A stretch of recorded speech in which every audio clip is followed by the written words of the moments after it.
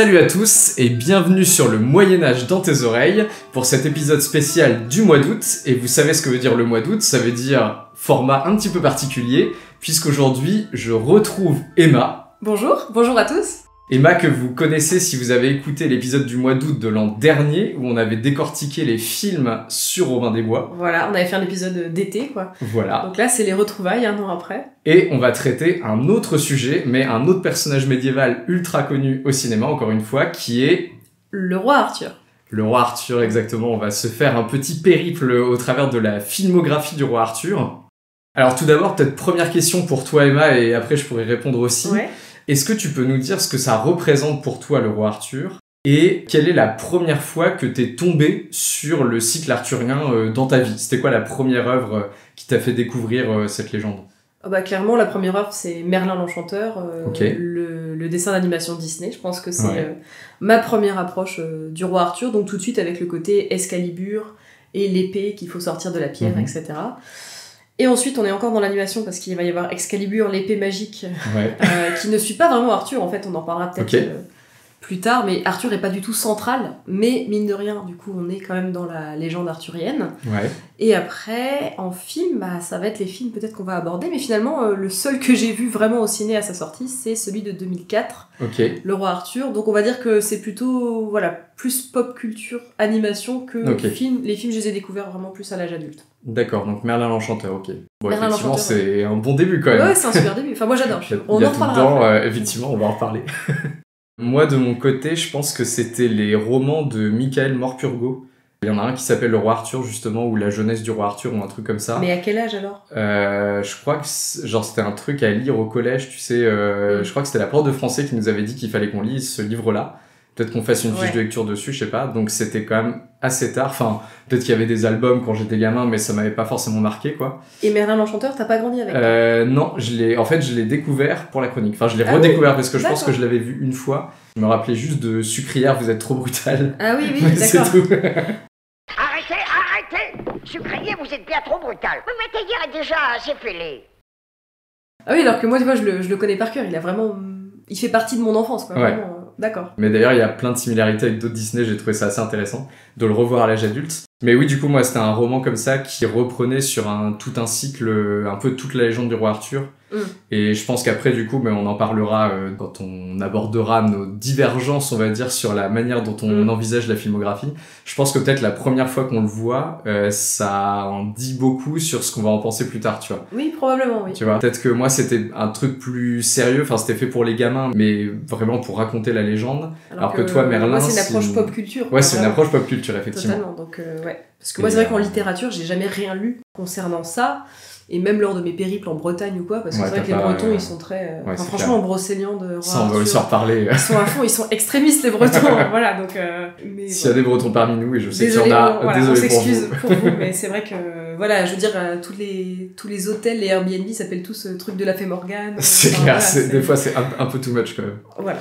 Et du coup, pour parler du roi Arthur, on a sélectionné une petite filmographie. Est-ce que tu veux nous faire Oui. la liste Alors, nous allons aborder, donc on va faire pas film par film comme l'année dernière, on a choisi de faire un format peut-être qui sera... Je sais pas, on va plus rebondir d'un film à l'autre selon les thématiques. On va parler, je vais faire par ordre chronologique, de Excalibur de John Boorman, sorti en 81. Nous allons parler ensuite alors du roi Arthur, sorti en 2004, qui est réalisé, alors voilà, il est tellement peu connu ce réalisateur que je suis obligée de reprendre mes notes, par Antoine Fuqua. On va parler ensuite... Ah bah non, j'ai oublié bien sûr, Lancelot, le premier chevalier, Eh le oui. dernier, le premier, donc 1995. Et on va aussi peut-être un petit peu parler donc des deux dessins d'animation, Merlin l'Enchanteur de Disney et puis Excalibur, l'épée magique. Alors Merlin l'Enchanteur 63, 22e long métrage Disney, Excalibur, l'épée magique, sorti en 98 et qui a une production Warner, pas très connue, ou alors vraiment connue pour ceux qui ont grandi avec. Et donc ça veut dire que nous n'allons pas aborder le plus vieux, c'est-à-dire, enfin le plus vieux, peut-être pas le plus vieux, mais en tout cas Sacré Graal des Monty Python, qui est sorti en 75, et pourtant on l'aime bien. On en parlera de mémoire en tout cas, de ce qu'on connaît. Voilà. On ne va pas parler de la série Kaamelott d'Alexandre Astier. Non. Et en plus, moi, je la connais vraiment très peu, donc j'aurais pas été bien placée pour en parler. Et on passe à la trappe aussi, celui de 2017, de Guy Ritchie, avec Charlie Hunnam, voilà, qui s'appelle aussi Le Roi Arthur. Donc, et Jude Law, quand même. Et Jude Law, mais c'est vrai, mais oui, à chaque fois, de toute façon, il y a des castings. C'est clair. Mais je pense que c'est pas très grave de pas en parler. Voilà. Après, faut qu'on annonce que François et moi ne sommes absolument pas forcément d'accord, ou en tout cas, on n'a pas du tout la même approche par rapport au film. Je dirais même qu'on a, dans les films, on a un top complètement inversé. Ouais, c'est-à-dire que ton dernier est mon premier, et inversement. Parce que moi, je range Excalibur quasiment au rang de chef-d'œuvre. Vraiment, je pèse mes mots.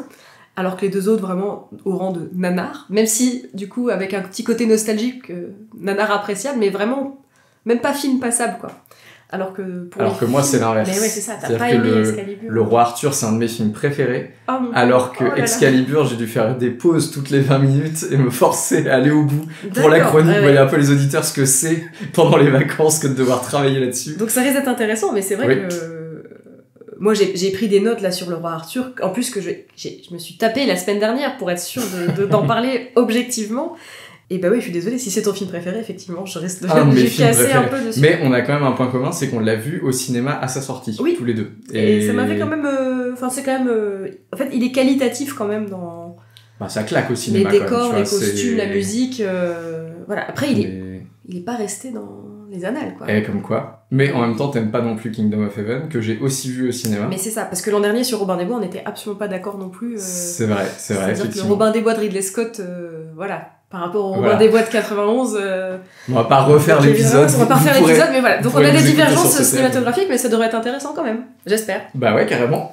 Et donc on va essayer de traiter ça de manière thématique, le Roi Arthur, les chevaliers, Merlin, Lancelot, etc., histoire de pas se perdre dans les films. Et on finira également par parler des films eux-mêmes, donc notamment les décors, la musique, enfin un petit peu la technique du film, pour cet épisode sur le Roi Arthur qui s'annonce vraiment pas mal. Bonne écoute. Voilà. Bonne écoute. Bonne écoute à vous.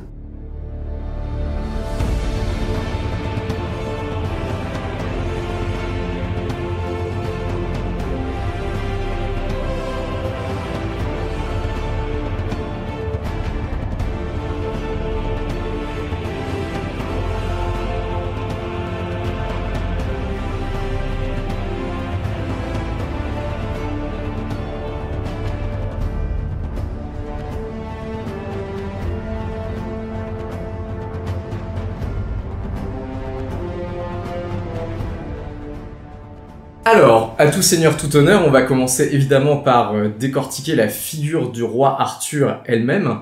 Alors, on peut déjà préciser, on va se faire un petit point historique, quand même, on est sur le Moyen-Âge dans tes oreilles, il faut parler un peu de Moyen-Âge.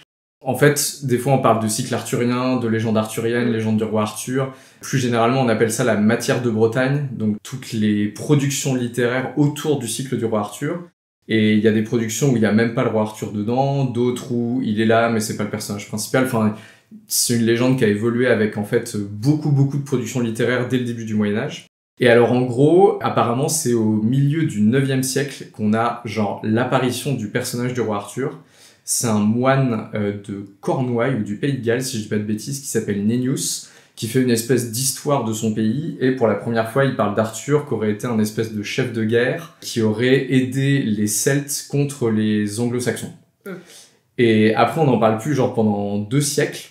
Et en 1135, enfin vers 1135, il y a un gars qui s'appelle Geoffroy de Monmouth, un anglais quoi, qui écrit en fait une histoire des rois de Bretagne, et c'est lui qui a vraiment lancé la légende du roi Arthur, parce qu'en gros à l'époque c'était une légende plutôt galloise, donc plutôt des marges du pays de Bretagne et plutôt de la partie qui était rebelle à l'autorité du roi d'Angleterre, et du coup lui il a eu l'idée de l'intégrer pleinement dans l'histoire anglaise, pour essayer en fait de se réapproprier cette légende galloise et de la vider un peu de son côté de rébellion. fédérer autour d'un truc commun. Ouais, exactement. Mais j'ai l'impression que chaque époque s'est approprié un peu cette légende. La légende du roi à Arthur. À sa sauce, ouais. C'est vraiment une constante, genre c'est toujours réinventé. Et lui, il a créé plein de trucs qui sont aujourd'hui essentiels. Déjà, c'est lui qui a créé la figure du roi Arthur en tant que tel, de Merlin, d'Excalibur. Et c'est lui en fait qui dresse un peu le cours de sa vie, tu vois. Donc c'est aussi lui qui a créé l'adultère de sa conception entre Uther et la femme du duc de Cornouailles. Et donc vraiment sous sa plume, le roi Arthur, je crois que c'est 1/3 de tout son ouvrage, donc c'est énorme. Et vraiment ça devient un personnage mythologique, mais qui a aucune base historique en fait. C'est-à-dire que dès le début, c'est un peu une figure mythologique, mais dont on sait qu'elle a pas existé, quoi. Après, c'est en France que ça se passe, puisque du coup, il y a Chrétien de Troyes qu'on voit souvent au oui, collège, au lycée, c'est ça que qui moi est très j'ai étudié connu. au collège, donc je pense que... Qui est vraiment c'est genre ça. le romancier français, enfin pas vraiment romancier, disons plutôt l'écrivain français qui a popularisé le roi Arthur au travers de 4 romans. Donc il y a notamment Le Chevalier à la Charrette qui est connu, Yvain et le Chevalier au Lion. Oui. Des choses comme ça. Et donc lui, il s'est plutôt comment dire, concentré sur les chevaliers du roi Arthur. Et le roi Arthur lui-même, c'est toujours un personnage secondaire, un peu un juge, un arbitre, mais c'est les chevaliers qui font des trucs. Ouais. Et c'est notamment là qu'il y a... table ronde, égalité... tout à fait, c'est lui qui lance un peu ce... Et qui lance aussi l'idée que, en gros, Camelot, c'est un royaume avec au centre Camelot, genre la vie parfaite, la chevalerie idéale, etc. Et en fait, autour de Camelot, dans les marges, il y a les forêts où toutes les actions se passent. Et en gros, c'est là-bas que les chevaliers, donc souvent ils viennent des marges, genre Perceval, c'est un paysan au début, après il arrive à Camelot, et ensuite il repart pour tout un tas de quêtes qui se passent dans la forêt, loin de Camelot. Et après, ils y reviennent, enfin, tu vois, il y a un... Et moi, j'ai une question, est-ce qu'il y a toujours de la magie, ou pas tout le temps, justement, dans les écrits historiques? Alors, il y a plus de magie chrétienne, on va dire. Ouais. Enfin, en fait, par exemple, Merlin, c'est une figure qui est très peu évoquée dans les récits médiévaux, parce que dès le début, en fait, on dit qu'il est conçu par une femme et un démon. Donc du coup, c'est un personnage qui est pas très positif, quoi. Donc parfois il agit, mais la plupart du temps, c'est plus, comment on pourrait dire, plus de la mythologie. Tu vois, des chevaliers invincibles, des épées qui apparaissent, une coupe comme le Graal qu'on peut pas vraiment toucher, qui est difficile à trouver. Enfin, plus des choses comme ça. Mais il y a pas trop de magie dans le sens où on le voit dans Excalibur, par exemple, tu vois. Ouais. À ce moment-là, vraiment dans les récits médiévaux. Et une dernière œuvre médiévale qui est super importante, qui s'appelle La Morte d'Arthur. Et en gros, ça, c'est un truc qui a été fait en 1469, en Angleterre à nouveau. C'est au moment de la guerre des Deux Roses, donc en gros, le royaume d'Angleterre vient de perdre la guerre de 100 ans. Et il y a une grosse guerre civile entre différents prétendants au trône. Et en gros, ce gars-là, qui est du côté du parti de York, qui est donc un chevalier du parti de York, il a envie de recréer une légende qui renvoie un peu à la nostalgie de l'époque où le royaume d'Angleterre était fort et puissant, quoi. Et ça a servi de base à John Borman. Exactement, voilà, c'est ça. exactement. En tout cas, il présente son film comme une adaptation de La Morte d'Arthur, c'est ça, qui raconte du coup, comme Excalibur, la légende du tout début, c'est-à-dire de la conception d'Arthur, jusqu'à sa mort et son départ vers l'île d'Avalon. Oui, et ce qu'on se disait avant de commencer, c'est que c'est même le seul film on va avoir Arthur, comme tu dis, de sa conception même jusqu'à sa mort, et c'est la seule œuvre en tout cas cinéma où on a le personnage en tout cas qu'on ait vu en entier, et j'ai l'impression tout son cycle, toute sa mythologie, toute son histoire. Effectivement, après la légende a beaucoup évolué, il y a eu notamment alors pendant le 17e 18e, il y a eu un peu une éclipse, et c'est beaucoup revenu dans l'Angleterre victorienne où notamment les chevaliers les plus jeunes, genre Perceval, Galahad, étaient un peu mis en avant comme des modèles d'adolescents parfaits dont les garçons de l'élite devaient s'inspirer. Après, aux États-Unis, il y a eu un retour où du coup, notamment Mark Twain s'est moqué des chevaliers de la table ronde qui étaient assimilés un peu genre à l'aristocratie de la vieille Europe par rapport aux self-made man américains.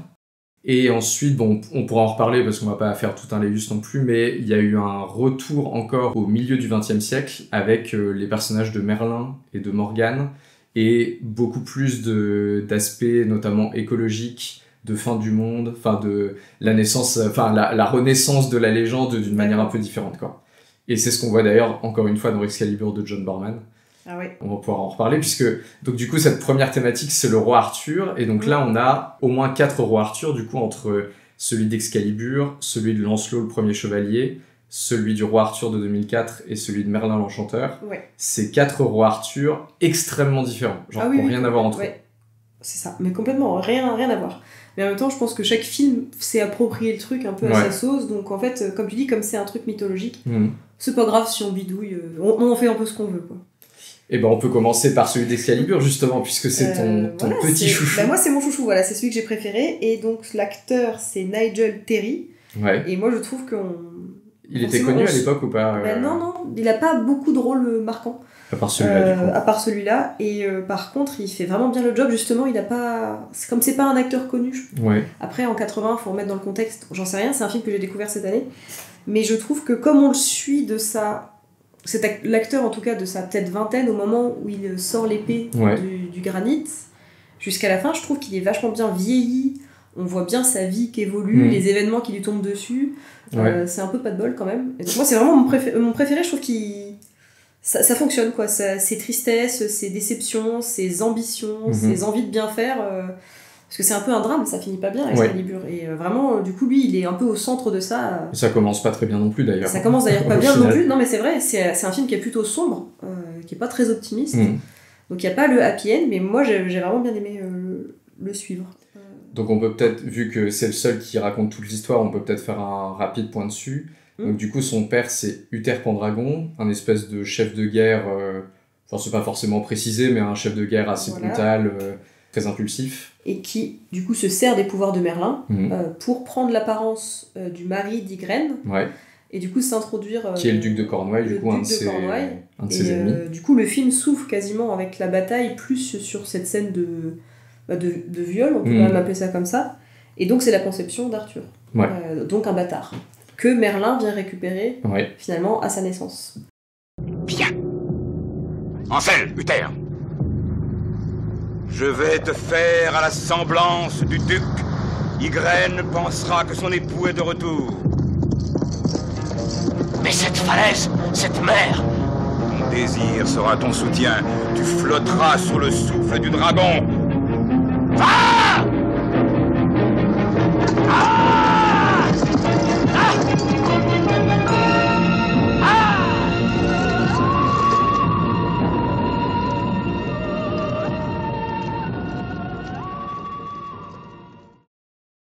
Parce que c'était le prix qu'il a demandé à Uther Pendragon. C'est Il dit, tu peux coucher avec Ygraine si tu veux, mais par contre, je prends le gamin. Je prends le gamin. Donc la maman n'est pas très d'accord, mais c'est pas pour autant que Merlin élève l'enfant. Oui, d'ailleurs ça c'est bizarre. S'il le chope et après il le donne à on sait pas qui. Comme un roturier en fait.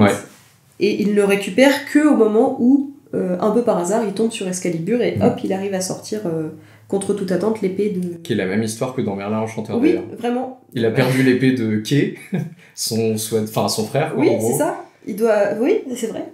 C'est vrai. C'est vraiment le hasard qui fait tiens, il y a une épée là, et hop, il la sort, et après tout le monde lui dit mais non, c'est pas possible, t'es qui toi? Et finalement, du coup, bien malgré lui, le gamin, parce que c'est un gamin dans le Disney, mais c'est aussi un gamin là dans le film, devient le roi. Le roi. Et ensuite, le film est loin d'être fini en fait quand on en est là. C'est malheureusement que le début, effectivement. Et voilà, donc, parce que vraiment, il y a presque même deux actes ou deux parties. Mais en fait, je trouve que c'est vraiment un long récit, un peu comme le Seigneur des Anneaux, mais on en reparlera plus tard. Il y a un énorme parallèle à faire avec le Seigneur des Anneaux, mais du coup, peut-être plus quand on parlera de Merlin. Parce que là, John Norman a beaucoup, on en reparlera peut-être après. Qui fait le pont entre les deux. Mais donc après, voilà, il y a les chevaliers, il y a la table ronde, il y a Arthur et il y a Guenièvre, sa femme. Il y a toute l'histoire de l'arrivée de Lancelot, de l'adultère avec Lancelot, la trahison.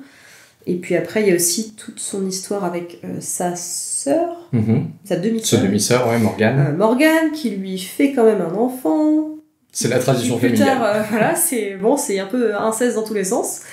Il y a la quête du Graal, et il y a le combat final avec finalement son fils, du coup, Mordred. Voilà. Et son départ pour l'île d'Avalon, qui clôt le film, et avec vraiment en plus, c'est des temps très marqués, il y a vraiment l'enfance, puis l'âge adulte, puis la vieillesse, comme tu dis, ça se voit sur le roi Arthur lui-même. D'ailleurs, à la fin, on le voit vraiment genre abattu complètement, on sent qu'il y croit plus du tout, quoi. C'est-à-dire que vraiment il y va parce qu'il faut y aller, mais... Il était plein de bonne volonté, et puis il y a plein de choses qui ne fonctionnent pas, donc ouais. C'est vrai. Mais en même temps, même si c'est le héros de l'histoire, c'est pas vraiment l'acteur principal. On a presque l'impression qu'il subit son destin. En fait, à chaque fois, son destin lui montre où aller, mais lui-même ne fait que suivre ce destin. C'est ça. Et c'est pas vraiment un roi acteur en tant que tel. Non, le film gravite autour de lui, mais c'est pas lui qui va mener le récit. Et je trouve que ça fait du bien de voir un récit comme ça, sur la longueur, et sombre, en fait, qui prend ce parti pris de, on va pas faire un truc chevaleresque avec à la fin, youpi, le roi, etc. C'est vrai que c'est un peu déprimant, quand même, faut bien le dire. Il y a une ambiance. Il y a une ambiance, c'est indéniable. Visuel, tout ça, musical, ça assoit un truc. Donc moi j'ai vraiment eu l'impression de découvrir une œuvre majeure et je regrette même de ne pas l'avoir découvert avant. Et je peux comprendre la claque que ça a été pour les gens qui l'ont découvert à l'époque ou dans leur jeunesse ou au cinéma. La grosse claque visuelle, quoi. Parce que donc toi, là, tu n'as pas apparemment. Bon, après, moi je l'ai vu sur un écran d'ordi de 14 pouces, bon, c'est peut-être aussi différent. Mais on pourra en reparler notamment dans les décors et dans la musique parce que ça joue aussi beaucoup. Mais donc là, on a vraiment une vision ultra cyclique de la vie d'Arthur. Exactement, ouais. En plus, le film commence avec l'épée Excalibur qui sort de l'eau, qui pour le coup est, je pense, une des scènes les plus connues du cinéma. Avec le plan est magnifique. Le plan est très beau. Qui scintille en vert. Je sais pas comment ils ont fait avec les spots, parce que l'eau, il n'y a pas de reflet vert dans l'eau. Non, ouais, effectivement. Ni sur des fois les visages des comédiens, mais par contre, tout ce qui va être armure et particulièrement l'épée. Ça scintille beaucoup, ouais. Donc d'un coup, l'épée, elle prend un... C'est pas une simple épée, quoi. Non, on sent qu'elle est pleine de magie, etc. Et c'est vrai que ce plan de l'épée qui sort de l'eau un peu au ralenti, je pense qu'effectivement, c'est connu, quoi. Ça fait c'est des plans de cinéma qu'on a forcément vu, parce que moi... Même si on connaît pas forcément le film. Voilà, le film, j'ai découvert qu'il y a à peu près 1 an, et pourtant, j'avais vu plein de plans, plein de choses... Et il se termine par Perceval qui remet l'épée dans l'eau à la fin de la vie du roi Arthur. Et donc il y a aussi cette idée de cycle, on se dit, bah voilà, le roi Arthur est mort, il est parti, mais en même temps, l'épée est quelque part, donc elle peut toujours ressurgir, quoi. Et ça fait écho à tellement d'autres récits. Voilà, des récits mythiques, le monomythe du héros, etc. Ah, il y a vraiment ça fait plein d'échos, en fait, sur... Et puis même dans les super-héros, genre le marteau de Thor, c'est un peu pareil, quoi. C'est celui qui en est digne, qui peut le manier, etc. Mon roi, je n'ai pas pu. Excalibur ne peut être perdu. D'autres savent. Fais ce que j'ai ordonné. Un jour, un roi viendra. Et l'épée surgira à nouveau. Et donc là, on a un roi Arthur où on voit vraiment toute la vie avec des aspects très différents. Et dans les autres films, le récit est beaucoup plus centré sur une période de la vie du roi Arthur. Oui.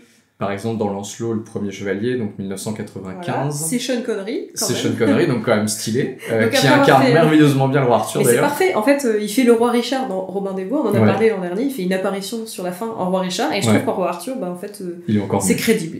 Bon, c'est le même personnage, en fait, c'est Sean Connery habillé avec une cotte de maille. C'est un de mes points positifs dans le film, où je prends plaisir quand même à regarder ce film, parce qu'il est parfait. Ainsi moi, Arthur de Camelot. Je vous ordonne à tous de combattre! Combattez comme vous n'avez jamais combattu! Ne vous rendez pas! Ne cédez jamais! Battez-vous jusqu'à la...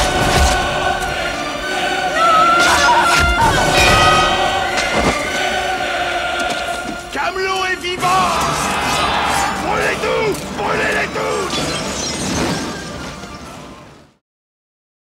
C'est Sean Connery, c'est le roi Arthur, quoi. Et puis il est c'est un bon roi. Oui, très sage. C'est vraiment l'archétype du bon roi, quoi. Vieux quand même, parce que c'est Sean Connery des années 95, donc il est déjà quand même... 60 ans, non? Oui, il a bien 60 ans. Voilà. D'ailleurs, il paraît qu'à la sortie, c'était une des choses qui a le plus choqué, c'était la différence d'âge entre le roi et Guenièvre. Ah bah oui. Parce que Julie Arnaud devait avoir quoi, 30 ans, non? À peine 30 ans, ouais. Ouais, donc ça fait quand même une sacrée différence d'âge. Bah, c'est peut-être pas le plus choquant en termes de... Parce qu'on va dire le comportement de Lancelot avec Guenièvre, tu vois. Oui, c'est les années 90. Mais, mais en fait, c'est ça, faut remettre dans le contexte où c'était finalement normal, en fait. C'était comme ça qu'on traitait un peu les comédies romantiques. Alors qu'effectivement, à regarder maintenant, on fait ah bah non, mais là, c'est pas possible. Il n'y a pas de consentement. Mais bon, là, du coup, on digresse parce qu'on quitte. Mais donc, effectivement, donc là, on a un roi Arthur vieux qui justement symbolise cet âge qui va se terminer. Qui est en train de se passer, effectivement. Ouais. Et là, du coup, donc, c'est le souverain d'un royaume qu'il a lui-même pacifié, donc il incarne un peu la paix de Camelot. D'ailleurs, je trouve que ce qui est intéressant, c'est que là, c'est un film sur Lancelot. Donc forcément, le roi est pas vraiment le personnage principal, même s'il est quand même beaucoup là. Par contre, il y a vraiment une relation unique entre Lancelot et le roi et les autres chevaliers de la table ronde, on pourra en parler, mais on connaît même pas leur nom. Figuration, quoi. Donc c'est totalement de la figuration, et donc c'est vraiment Lancelot, le nouveau Camelot, contre le roi qui incarne ce que Camelot a été et ce qu'il ne peut plus être, quoi, en quelque sorte. Mais bon, il se fait quand même un peu trahir. Oui. Donc voilà, moi j'ai un peu de peine pour ce personnage d'Arthur dans ce film-là. Tu fais, oh bah le pauvre. Mais bon, en même temps, voilà, c'est bien sûr, le film s'appelle Lancelot, le premier chevalier. Donc bon, voilà, on se doute bien qu'il va se passer quelque chose. Savais-tu que tu me trahirais? Non, monseigneur. Tu l'as désiré. Tu l'as poursuivi de tes assiduités. La reine est innocente, monseigneur. Innocente! Je l'ai vue dans tes bras.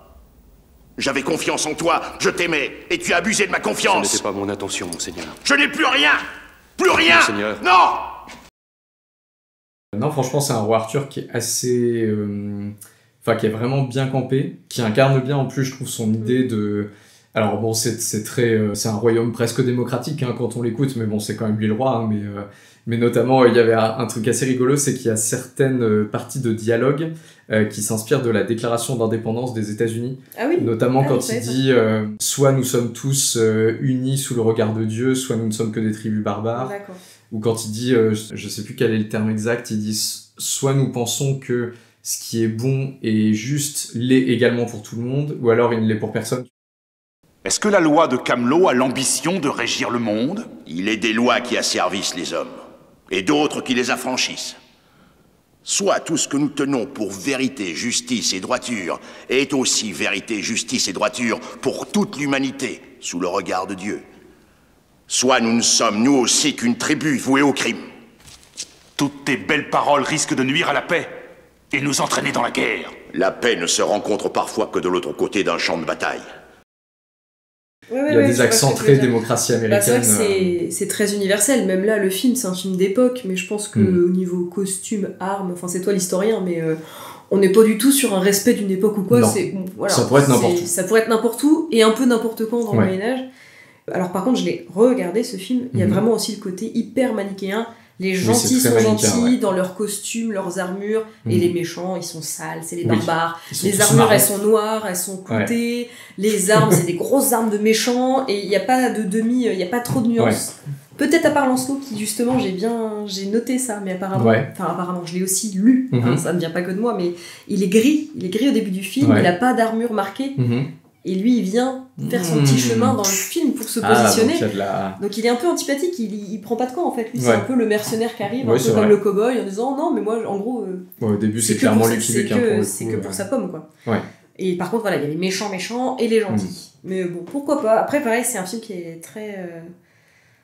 Qui est très. Autant Excalibur, on peut, dès qu'on le voit, on peut se dire ah oui, c'est typiquement un film années 80, autant celui-là, clairement. C'est typiquement années 90. Effectivement.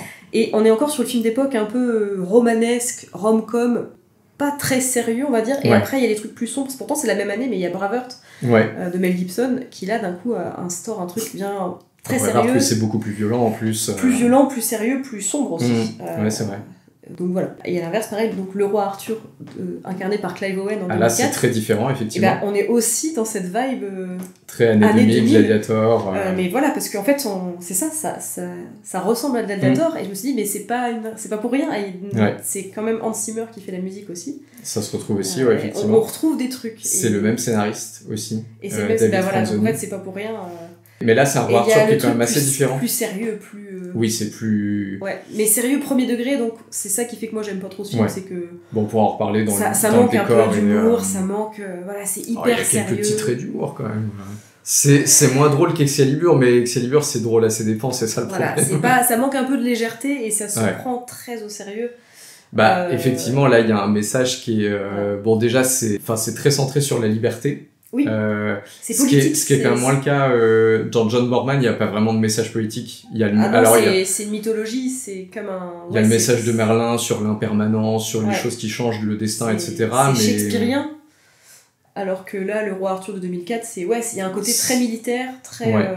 Et très centré effectivement sur l'idée d'être libre, de trouver sa liberté.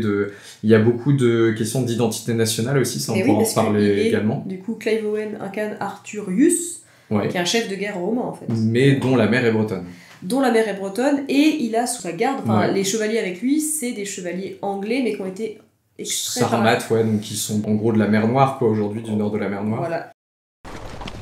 La première chose que je ferai en rentrant, c'est trouver une belle Sarmate et l'épouser. Une femme Sarmate est belle.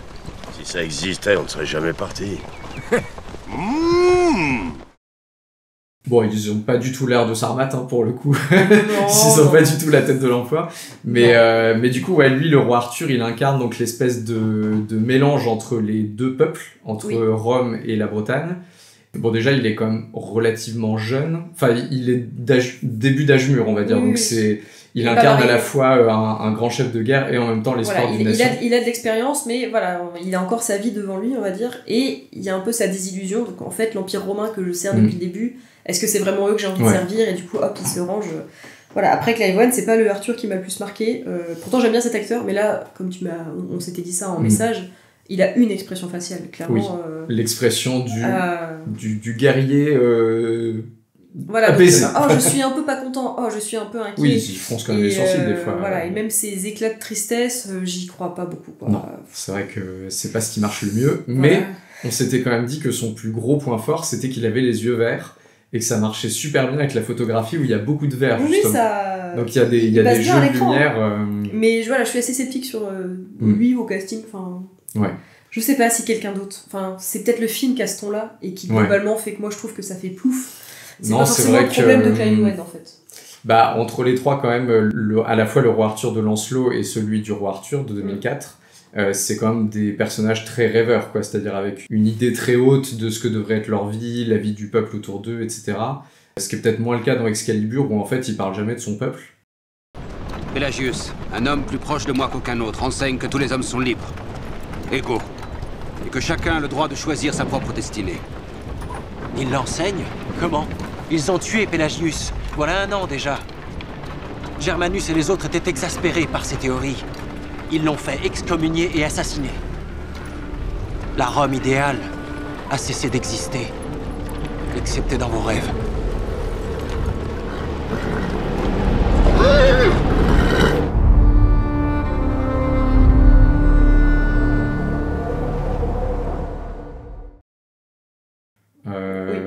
D'ailleurs, le peuple, on le voit pas vraiment. Enfin, il est là à la fête ou dans le château. Non, mais on le sent plus concerné, quand on le sent bien emmerdé quand il doit prendre des grosses décisions. Mais plus pour lui et ses chevaliers, en fait. Genre, c'est un peu une société en vase clos. Oui.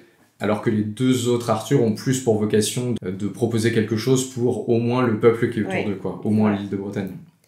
Et puis on a le petit Arthur de Merlin l'Enchanteur, qui est tout gamin, qui est écuyer, qui est orphelin même, non? Oui, c'est ça, qui est orphelin quand même, qui est élevé par un châtelain. Et du coup, il fait un peu par hasard, pareil, la rencontre de ce qui va devenir son mentor et de sa destinée, mais lui, du coup, il suit ça. Voilà, c'est un peu son récit initiatique. Jusqu'à la fin où il croit pas lui-même d'être... C'est un bon gars, quoi. Ouais, vraiment. Mais même à la fin, il veut pas être roi, finalement. C'est ça. Il essaie de s'enfuir du château. Il est cloîtré, il essaie de s'enfuir, et il a encore besoin de l'enseignement de Merlin, mais du coup, c'est hyper léger. Moi, j'aime vraiment beaucoup. Mais là, pour le coup, lui, c'est vraiment le récit de quand il rencontre Merlin, jusqu'à ce qu'il soit sacré roi, parce qu'il enlève l'épée. Mais c'est léger, c'est chouette, c'est drôle. C'est pas un Disney princesse, ça a plein d'humour. Il y a plein de personnages qui fonctionnent.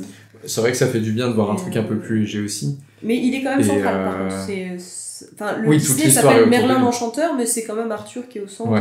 En anglais, ça s'appelle l'épée dans la pierre. Oui, c'est ça. C'est The Soul in the Stone, en anglais. Et oui, c'est vrai. Mais effectivement, dès le début, la première scène, c'est Merlin qui attend Arthur qui va tomber à travers son toit. Oui. Et la dernière scène, effectivement, c'est Merlin qui retrouve Arthur pour l'aider à régner, quoi. Donc c'est... Il devrait être ici dans 10 ans, une demi-heure. Qui? J'aimerais savoir qui. Je t'ai dit, Archimède, que j'ignorais son nom. Tout ce que je sais, c'est que quelqu'un va venir. Quelqu'un de très important. Mais ce qui est intéressant, c'est que là, on a vraiment 4 rois Arthur très différents, dans le sens où on en a au moins 2 dans Merlin l'Enchanteur et Excalibur qui sont là parce qu'ils sont là, en fait. Oui.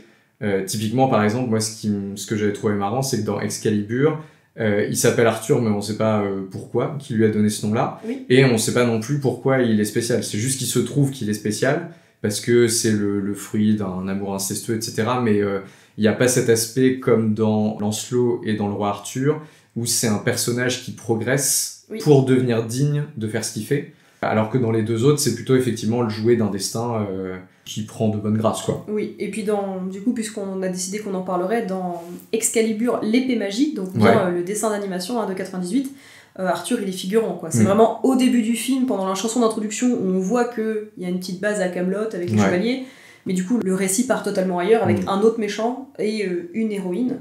Et on retrouve Arthur à la fin, parce qu'on retourne à Camelot, parce que le méchant veut, du coup, infiltrer Camelot, s'emparer du pouvoir d'Excalibur. Mais pareil, Arthur, on le voit à peine. En plus, il est blessé, je crois qu'il fait le film quasiment blessé, je crois. Enfin, là, tu sais mieux que moi, pour le coup. Il a le bras donc il est... Voilà. Et il y a même Merlin, mais pareil, ils sont figurants, on va dire. Mais au moins, ça pose le contexte de la table ronde de Camelot. Il y a quand même un truc particulier dans le roi Arthur de 2004, c'est que c'est le seul roi Arthur du cinéma qui se veut historique. Ah oui ? Bah apparemment oui, en tout cas d'après ce qu'en ont dit les auteurs que j'ai lus.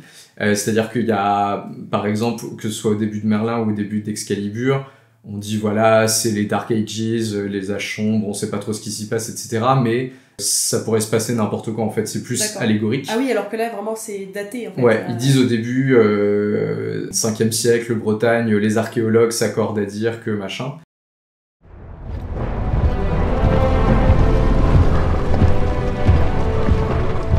En l'an de grâce 300, l'Empire romain s'étendait de l'Arabie à la Bretagne. Mais cela ne suffisait pas. Il fallait plus de terre, plus de peuples fidèles et assujettis à Rome. Mais aucun peuple n'était aussi important que celui des puissants Sarmates de l'Est.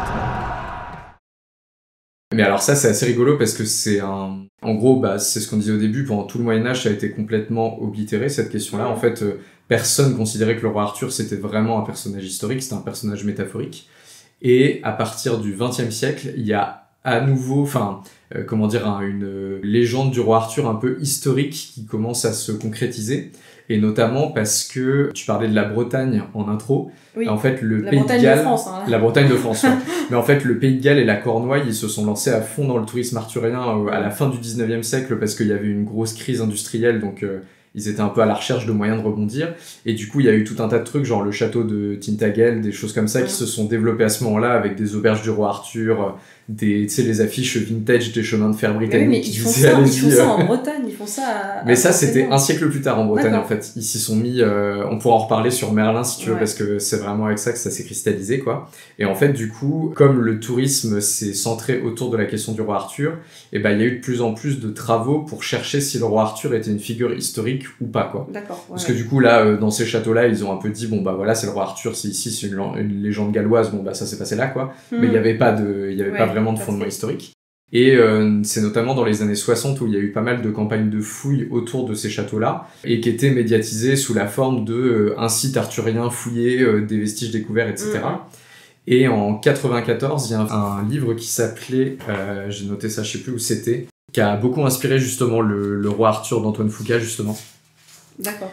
Si je retrouve ça, il va falloir, je pense, qu'on fasse une petite Antoine Foucault, donc le réalisateur de 2004. Oui, pardon. Qui a pas fait énormément, parce qu'on peut citer des fois la filmographie, mais lui vraiment il a pas fait. Moi, vous pouvez googler, chers auditeurs et auditrices, sa filmographie, mais vraiment, c'est un peu comme un réalisateur un peu inconnu au bataillon, faut se l'avouer. Et oui, c'est ça. Donc en 94, il y a deux historiens qui s'appellent Scott Littleton et Linda Malcor qui ont fait un ouvrage pseudo-historique sur les origines historiques du roi Arthur. Et où en gros, alors c'est un peu fumeux, pour le coup aujourd'hui c'est complètement réfuté, ils ont mis en lien le fait que dans la mythologie sarmate, donc au nord de la mer Noire, il y a des mythes d'épées qui surgissent de l'eau. Et il y avait effectivement des guerriers sarmates qui servaient comme auxiliaires sur le mur d'Adrien au 3e siècle après Jésus-Christ. D'accord, donc 2 siècles avant l'histoire du roi Arthur quand même, dans le film de 2004. Et au 2e siècle, il y a un centurion romain qui s'appelait Lucius Artorius Castus. Et du coup, ils ont fait un espèce de mélange entre les deux en disant, voilà, en gros, il y avait un roi Arthur historique, les guerriers sarmates ont amené de la mythologie et tout ça a fini par donner quelque chose. Il y a des Pictes. Et puis il y a l'invasion des Saxons. Mais alors moi, géographiquement, je sais pas trop les situer, les Saxons. En fait, tout ça s'est éclaté sur des périodes et des géographies qui sont pas du tout les mêmes en fait dans la réalité. Donc le centurion qui s'appelait Artorius, il a vécu au 2e siècle. Donc 3 siècles avant le départ de Rome de la Bretagne. Les guerriers sarmates, eux, ils étaient sur le mur d'Adrien au 3e siècle, donc 2 siècles avant le départ des Romains. Et les Romains, en gros, alors ils sont pas partis d'un seul coup, comme on voit dans le film. En fait, à partir de 410, il y avait plus de légions en Bretagne. Et en gros, petit à petit, les empereurs romains ont commencé à dire aux Romains qui étaient là-bas, si jamais vous pouviez gérer l'île tout seul, ça nous irait bien. D'accord, Mais c'était vraiment petit à petit. Et il y avait toujours un parti romain, des romains quoi, qui existaient, qui étaient catholiques, etc. Et en fait, c'était un peu comme les Gallo-Romains en Gaule. Là-bas, il y avait une civilisation britanno-romaine, celto-romaine, quoi. Et en gros, quand Rome s'est petit à petit retirée, il y a eu du coup des royaumes, des rois celto-romains, notamment Vortigern, qui est souvent connu dans certaines œuvres comme l'ennemi du roi Arthur, qui était un souverain de cette époque-là. Et en fait, ce qui est rigolo, c'est que c'est eux qui ont appelé les Saxons, parce qu'en gros, entre royaumes, il y avait un peu du bisbis, et donc ils ont appelé les Saxons comme mercenaires pour se battre entre eux. D'accord. Sauf qu'au bout d'un moment, les Saxons, visiblement, ils avaient plus d'énergie que les Celtes, donc du coup, ils ont commencé à créer leur propre royaume, Et c'est pour ça que les personnes qui auraient inspiré le roi Arthur au IXe siècle, en fait, il était chef de guerre d'un des royaumes celtes contre les Saxons, mais qui n'était pas venu pour tuer des Celtes, mais qui était venu à l'invitation des Celtes pour se poutrer entre eux. D'accord, c'est des mercenaires, quoi. C'est ça, mais c'était un siècle après. Ouais, les méchants du film de 2004, c'est clairement les méchants saxons qui arrivent et qui veulent piller village après village. C'est une invasion barbare, quoi. Ouais, c'est complètement invasion barbare, et du coup, ils tombent sur les Romains ou les Anglais locaux, les Celtes, les Pictes. Les Pictes, voilà, bien peints de toutes les couleurs. C'est des barbares, mais plus sympas. Des barbares autochtones, donc voilà, ils sont chez eux, alors ça va, ça passe. Mais à la limite, pourquoi pas. Enfin, c'est pas ça qui va me déranger dans le film. Non. Parce que c'est pas ce fond-là. Mais c'est la première fois, apparemment, qu'au cinéma, il y avait cette volonté. Mais ça repose sur rien de véritablement historique. Mais du coup, ce qui est drôle, c'est qu'ils mettent quand même tous ces mecs autour, Gauvin, Lancelot, enfin, du coup, les mecs autour de lui ont les noms des chevaliers de la table ronde. Ouais, c'est vrai. Et vraiment, au début, ils arrivent à la garnison romaine, du camp et là, du coup, il y a une réunion de guerre, il y a une table ronde, on fait ok, les gars. Ok, pourquoi pas. Le film s'appelle Arthur, ils ont mis une table ronde, sauf qu'en fait, au bout de 2 minutes, le mec, il fait non, Arthur, je veux parler en tête-à-tête avec toi. Parce que du coup, il va annoncer un peu une trahison, les gars doivent gagner leur liberté, et finalement, il leur annonce que non. Et du coup, les pauvres chevaliers de la table ronde, ils se retrouvent. Ils sont même plus autour de la table ronde. De la salle. Donc, il y a Arthur avec le chef romain qui lui dit non, on a besoin d'une dernière mission avant de gagner votre liberté, quoi. C'est le début du film, en fait. Ça annonce aussi le fait que là, ils vont partir pour une énième mission dont ils n'ont pas envie. Lorsque mon maître siégera avec vos chevaliers, il prendra place le dernier et il devra bien évidemment présider la table. Ton maître pourra poser son cul où bon lui semble. Son éminence, l'évêque Gnaeus Germanus. Une table ronde? Que diable cela signifie-t-il? Arthur dit que les hommes ne sont des hommes que s'ils sont égaux. Et avant de passer au chevalier, un dernier truc sur la date. Elle est un peu cheap, quoi. Enfin, autant pas la mettre, c'est pas grave. Et un dernier truc sur la date, c'est dans Merlin l'Enchanteur. Oui. C'est genre, il y a le chevalier Pélinor qui arrive et qui dit j'ai une grande nouvelle. Et Merlin dit est-ce que j'attends d'avoir cette nouvelle ou est-ce que j'attends l'édition du Times? Mais elle arrivera que dans 1200 ans. Voilà. Je ne peux pas attendre le Times. La première édition ne paraîtra que dans 1200 ans. Parce que tu sais, il voyage dans le temps et tout. Oui, parce qu'il va s'intromper à la fin de colère, il part à et il a ramené des avions, des hélicoptères et tout machin. Et en fait, la première édition du Times, ça date de 1785. Donc ça veut dire que le dessin animé se passe en 585. Ah oui, ça donne une indication. Techniquement, le roi Arthur, c'est censé se passer vers 410, en gros, du coup. Donc toutes les dates sont super floues, quoi. Mais pareil, ce qui est pas bien grave. Et après, dans Excalibur ou Lancelot, ça peut se passer n'importe quand. C'est un Moyen-Âge où il y a il y a des éléments qui viennent de toutes les époques et beaucoup qui viennent d'aucune époque. Même géographiquement, on n'est pas situé. Et pareil, c'est pas grave. Dans la façon dont le film nous est amené, on n'attend pas ça. Clairement. Et on est déjà pas mal, je pense, sur le roi Arthur. Ouais, bah si tu veux, on peut enchaîner sur les chevaliers. Ouais.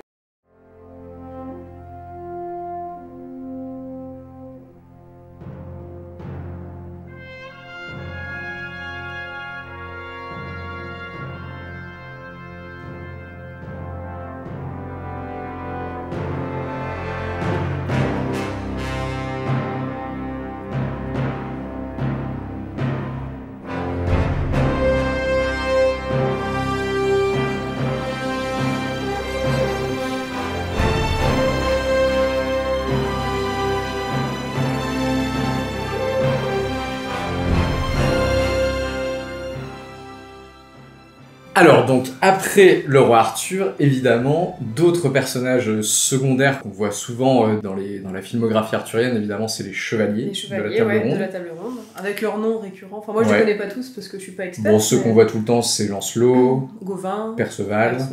Qu'est-ce qu'on voit souvent aussi? Yvain, on le voit jamais. Non, puis ils sont pas tous développés, quoi. Oui, il y a Tristan, mais c'est vrai que c'est difficile dans une œuvre filmographique de développer tout le monde, quoi. En tout cas, Lancelot, il est quasiment tout le temps là. Oui, et il y a toujours cette espèce d'histoire d'adultère avec Guenièvre. Sauf dans le roi Arthur de 2004, du coup. Ah, bah, il y a une tentative. Je trouve que ça fonctionne pas bien, mais il y a des jeux de regard. Oui, mais même dans le Director's Cut, il n'y a pas de scène où ils sont que tous les deux. Non, elle a une réplique. Ouais. Et d'ailleurs, c'est une des seules répliques que je trouve qui fait mouche. Parce qu'en gros, bah, ils font front face aux Saxons qui arrivent, et c'est pareil, une des seules scènes que j'aime beaucoup, mais on en reparlera peut-être après. Et il lui dit, vous devez avoir peur, il y a beaucoup de sauvages qui arrivent, beaucoup d'hommes, hein.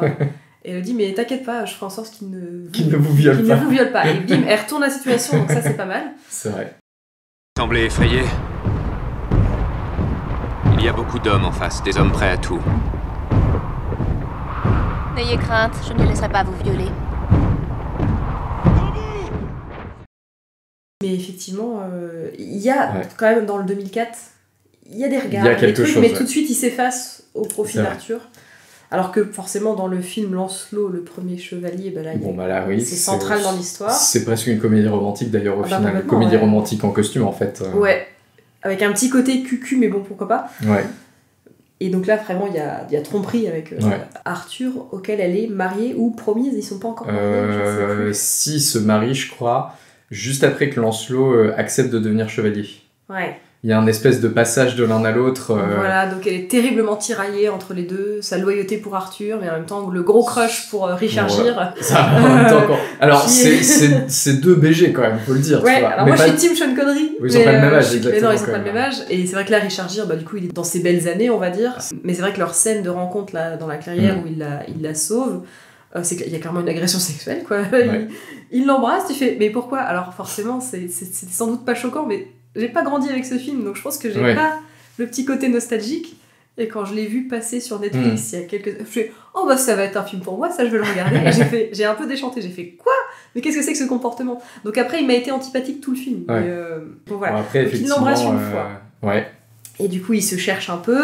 Alors pareil, qu'est-ce que c'est que cette scène avec les espèces de machines, on dirait on dirait l'émission de télé à l'assaut du château Takeshi là, oui, ou même d'Interville ou Interville, mais version Moyen-Âge, donc avec des grosses haches immenses qui balancent des jeux à bascule, des machins, des trucs d'équilibre quoi, pour donc celui qui arrive sans se faire découpé en morceaux, gagne un bisou. Donc là, Lancelot gagne son deuxième bisou, mais là... Bah non, il prend même pas son bisou. Ah, il le prend pas? Ah oui. Faut que tu le revoies. Non, faut que oui, c'est vrai, j'ai pas fait l'effort de le revoir une deuxième fois, j'avoue, pour préparer l'émission.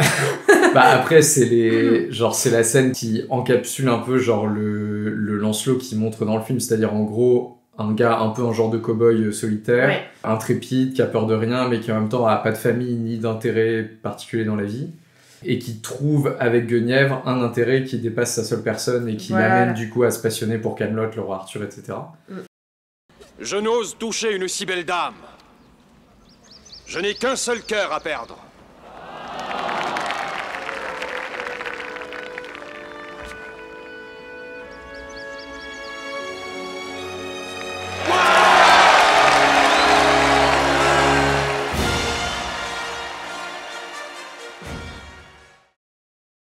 Finalement, ça se rapproche pas mal du Lancelot dans Excalibur, qui est aussi, au début, quand on le rencontre, un chevalier qui a aucune attache et qui est connu juste par le fait que personne peut le vaincre. Personne peut le vaincre, voilà, il arrive vraiment, il est très lumineux, même dans son costume, il arrive avec la grosse tête en disant « je dois trouver un roi ou un royaume digne de mon talent de chevalier », quoi.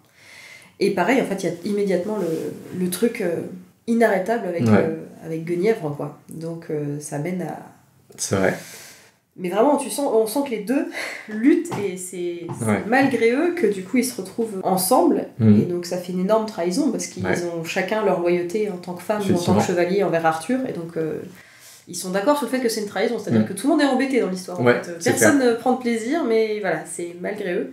Ouais, il y a presque un côté, c'est aussi un peu le destin finalement, quoi. Oui, complètement. Mais c'est Céleste, quoi. Il arrive dans sa clairière. Pareil, ça fait partie aussi des plans du film où tu fais waouh. Là, je suis en train de voir un truc faut dire, hors norme, quoi. C'est le seul BG du film, quand même, Lancelot, ils ont dans Excalibur. Un très bel acteur.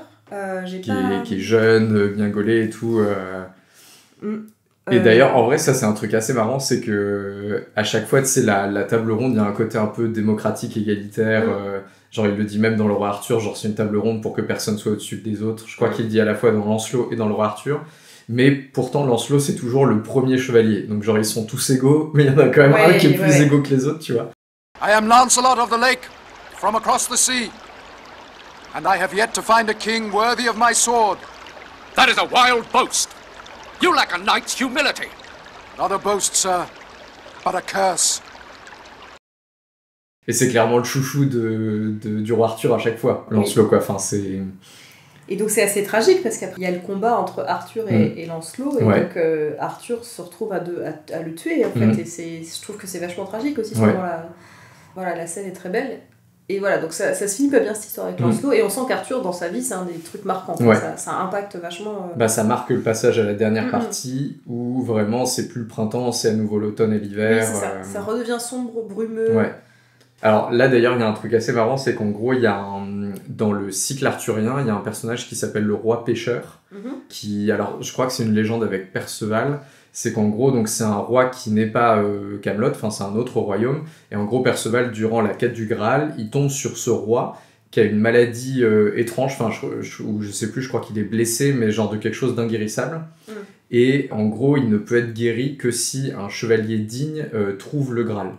Et en fait, toute la terre du roi pêcheur, elle est aussi dans un piètre état.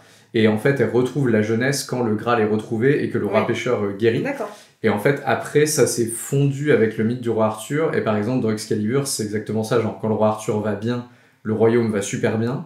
Dès qu'il a ses propres problèmes moraux, notamment avec l'adultère et tout, là, d'un seul coup, le royaume se délite complètement. T'as l'impression qu'on passe du soleil au... Mais oui, donc on est vraiment imprégné. Et ça, on s'en rend même pas compte. Mais comme le film est long, sur la longueur, il nous met dans des états comme ça. Effectivement. Donc moi, c'est ça que j'ai vraiment beaucoup apprécié. Bon, ça, du coup, c'est un peu une vision un peu nouvelle parce que normalement, par exemple, les premières histoires de Lancelot, c'est Chrétien de Troyes, le chevalier à la charrette. Et il y a un côté très amour courtois dans le sens où Lancelot, il est prêt à tout pour la femme de son seigneur, mais sans jamais la toucher parce que c'est quand même la femme de son seigneur, tu vois. Et après, effectivement, ça se transforme en adultère et qui est un peu monté en épingle pour signifier la fin de Camelot en tant que tel, quoi. Mais, D'accord. Donc il y a quand même le Lancelot effectivement, qui est toujours avec Richard Gere, il y a le Lancelot du coup dans Excalibur, et il y a Lancelot dans Le Roi Arthur de 2004. Alors l'acteur c'est Johan, parce qu'il est connu, sa tête est connue, il a joué dans les 4 Fantastiques. Notamment le premier Monsieur Fantastique, le premier, celui d'il y a pile 20 ans, de 2004 je crois. Alors j'ai renoté son nom. Il s'appelle Johan Gruffud, non Gruffud. Johan Gruffud, quelque chose comme ça. Ah, je crois qu'il est gallois. Le pauvre, j'écorche son nom. Alors, voilà, Johan Gruffud. Voilà, qui, du coup, il joue aussi dans Titanic.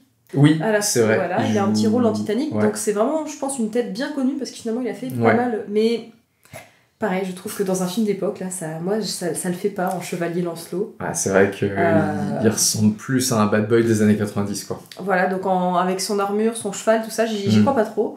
On sent par contre que c'est un peu le duo avec Arthur. C'est le préféré d'Arthur. C'est le préféré, donc c'est celui qu'on va voir le plus, qui a beaucoup plus de dialogue avec lui, qui interagit, qui est pas toujours d'accord et qui peut exprimer son désaccord envers Arthur, alors que sinon, voilà. Et justement, quand débarque Guenièvre, interprété par Keira Knightley, il y a quand même des petits jeux de regard, mais jamais ça va être... Petite alchimie, mais c'est tout, quoi. Petite alchimie, genre, elle me plairait, mais non. Mais quand même, du coup, à la fin, sur la grande scène de bataille, c'est quand même lui qui la sauve.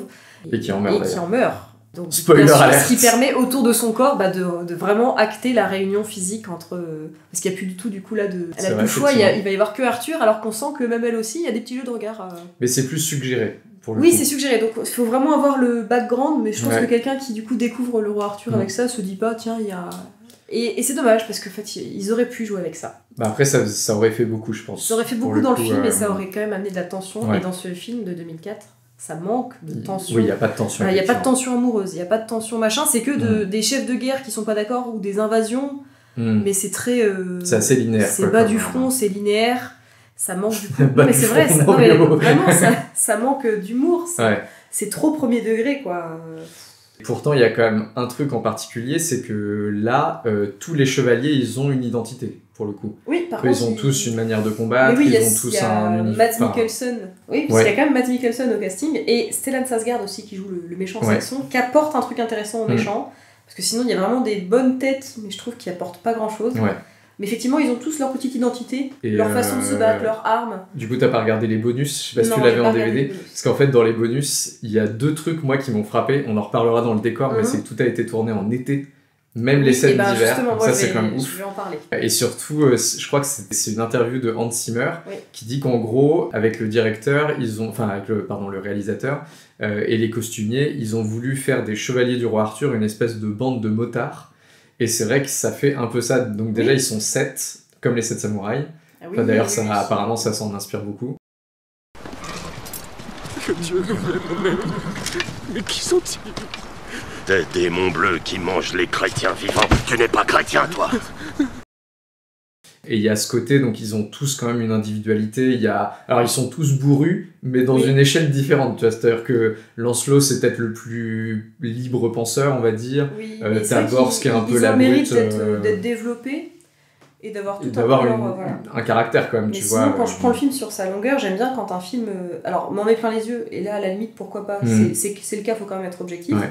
Mais il y a quand même le côté est-ce que je suis sous tension, est-ce que je ressens de la peur, est-ce que je suis à fond, est-ce que je suis émue, et là franchement calme plat, que ce soit la romance, on parle dans la musique, que ce soit les batailles et tout, et même Hans Zimmer, je suis en train de me dire mais en fait c'est en pleine période Pirates des Caraïbes et Gladiator, celle-là elle est pas très marquante, mais bon tu on pourra en parler. Faudra que je t'en et il y a qu'une scène qui m'a mis un peu en tension et que j'ai trouvé très bien dans l'idée, c'est avec la bataille mais qui se passe sur du coup le lac gelé, et du coup il y a la tension du décor qui est sous leurs pieds, on sent la glace qui se fissure, et là ça amène un truc. Mais sinon aucune autre scène, même la bataille de fin, on en reparlera dans le décor plutôt peut-être. Oui, on en reparlera. Oui, on en reparlera. Mais effectivement, c'est ce que j'ai trouvé marrant aussi. Lancelot est assez insipide en fait, parce que là du coup on est sur le ouais, c'est vrai, c'est le premier chevalier, mais il est pas beaucoup au-dessus des autres, quoi. Enfin, on sent que pour le coup, il y a plus il y a le roi Arthur, et après il y a tous ces chevaliers qui le suivent aveuglément d'ailleurs, enfin, il n'y a pas de remise en question ni rien. Et ce qui est assez rigolo aussi, je trouve que c'est sur les noms, parce que je les ai notés, il y a quand même des noms qu'on revoit pas si souvent que ça, parce que je crois que dans tous les chevaliers, bon évidemment il y a Lancelot, il y a Galahad, Bors, Dagonet, on ne les voit jamais ces gens-là, Tristan, qui fait aussi partie de la matière de Bretagne, mais c'est pas vraiment un chevalier du roi Arthur dans les premières légendes. Donc dans Excalibur, l'épée magique, il y a Lionel. Alors, est-ce que Lionel est un chevalier de Légende? Je sais pas, c'est possible. Lionel, qui se fait malheureusement tuer au début, mais du coup, c'est sa fille qui va être l'héroïne principale. J'avoue que je sais pas trop. Donc, je l'ai jamais croisé dans une autre. Et le méchant d'Excalibur, l'épée magique, s'appelle Rubber.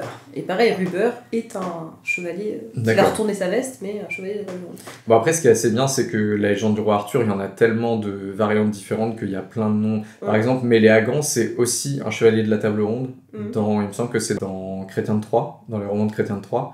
Et il n'y a que dans Lancelot, le premier chevalier, qu'on le revoit, mais là sous forme du méchant, quoi. D'accord. Bon, bah voilà. Souvent, un autre personnage qu'on voit, c'est Mordred aussi. Oui. Qui est, du coup, normalement, dans les légendes, c'est l'artisan de la chute de Kaamelott. Parce qu'il incarne, en fait, genre les faiblesses morales d'Arthur, puisque c'est le fruit d'un inceste. Bien sûr, ouais, c'est ça. Mais je crois que dans ce qu'on a sélectionné, en fait, il n'y a que dans Excalibur qui joue vraiment ce rôle-là. Mais en même temps, c'est inspiré, comme on le disait, de la Morte d'Arthur, donc d'un des textes canoniques, si on peut dire, quoi. Donc, sinon, au niveau des chevaliers, si quand même, dans Excalibur, franchement, les chevaliers hors de Lancelot, bon, il y a Gauvin qui joue un peu le rôle du délateur. Et d'ailleurs, c'est Liam Neeson. C'est tout premier rôle. On oublie, mais dans ses tout premiers rôles, il est tout jeune. Mais qui a pas fière allure, hein, franchement. Il regarde tout le temps ses pieds.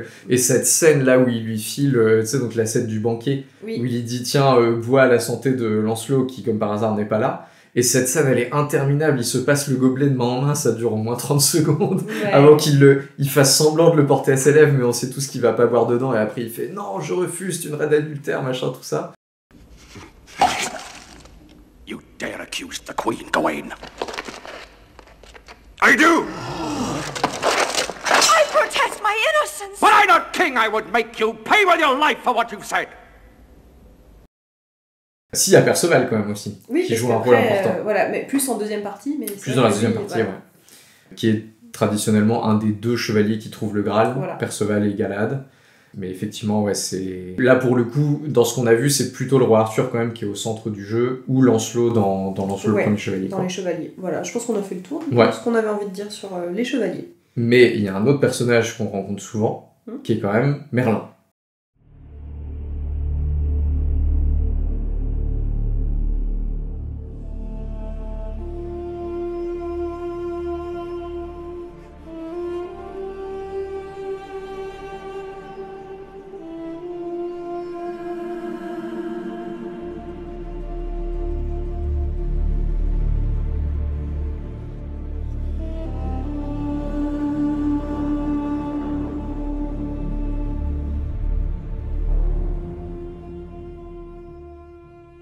Mais oui, ah bah oui, Merlin. Mais alors là, Merlin, il y a plein de choses à dire dessus. Parce que c'est vraiment plein de choses, ouais. Ouais, est-ce qu'on soit un petit point historique quand même avant? Eh ben vas-y, on t'écoute. Donc déjà, Merlin, on l'a dit au tout début, il a été créé en 1135 dans la chronique de Geoffroy de Monmouth, donc histoire du roi de Bretagne. Et dès le début, donc c'est un personnage ambivalent parce qu'il est fils d'un démon et d'une humaine, donc il est plutôt négatif, mais il a le rôle de devin, donc en fait il peut prédire l'avenir et aider un peu le roi Arthur à certains moments. Oui, et puis, je trouve que c'est un mentor aussi, c'est une figure vraiment de... Bah ça c'est plus récent du coup. Ouais, peut-être. Parce que du coup dans le texte médiéval il a plutôt un rôle effacé.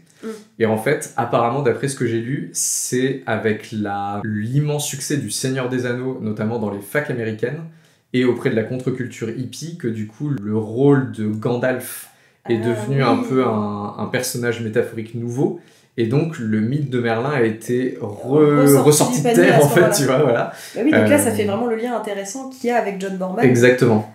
Qui pendant longtemps, hein, bien avant que Excalibur soit mis en production, le projet de départ c'était que John Borman fasse une adaptation, la première en film du Seigneur des Anneaux, et il a passé plus de 6 mois à en faire un premier scénario, et notamment, surtout, il s'est beaucoup intéressé au personnage de Gandalf, et finalement il se fait un petit peu couper l'herbe sous le pied parce qu'il y a eu le Seigneur des Anneaux de Ralph Bakshi.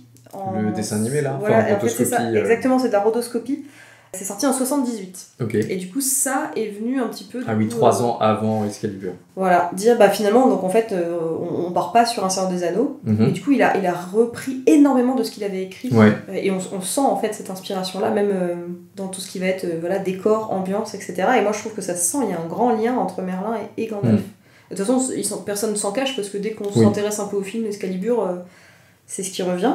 Et donc il est marquant quand même, le Gandalf d'Excalibur. Et pourtant j'adore ce personnage. Le Merlin d'Excalibur. Le Merlin, le Gandalf, voilà. Le lapsus forcément. Lapsus révélateur.